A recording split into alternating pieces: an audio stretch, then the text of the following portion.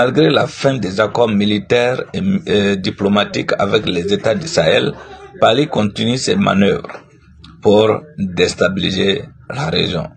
Et comme toujours, elle est sournoise, elle est souterraine et manipule les masses en vue de les déposer aux autorités militaires des pays de l'AES.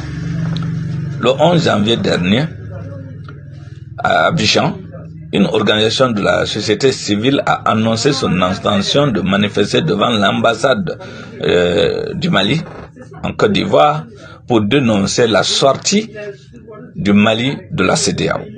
Une autre organisation de la société civile a manifesté à Dakar pour dénoncer également cette sortie des États de l'AES de la CEDEAO. Toutes ces manigances des associations de la société civile qui sont pro-françaises et qui ne cachent pas leur intention de revoir la France revenir au Sahel avec son influence négative sur le continent africain, toutes ces associations sont financées par Paris.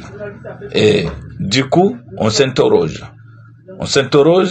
sur comment la France, qui a été chassée donc du Sahel avec son armée, compte s'y prendre pour trouver dans cette société dans ces organisations de la société civile un succès d'année à sa présence militaire.